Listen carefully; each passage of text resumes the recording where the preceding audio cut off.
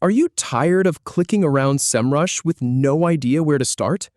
Learn how to find the perfect free course in under 2 minutes. I'll show you exactly how to navigate Semrush Academy, filter by topic and duration, and enroll in the course that matches your goals. Start by heading to the Semrush Academy page. Click on the Academy tab to access the Learning Hub. Then, click on Courses to see the available offerings.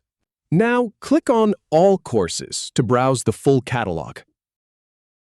Click on the What are you looking for field to open the search options.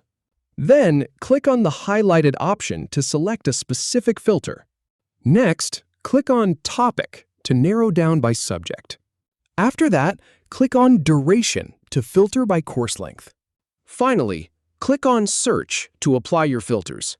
Click on a course that interests you to open its details.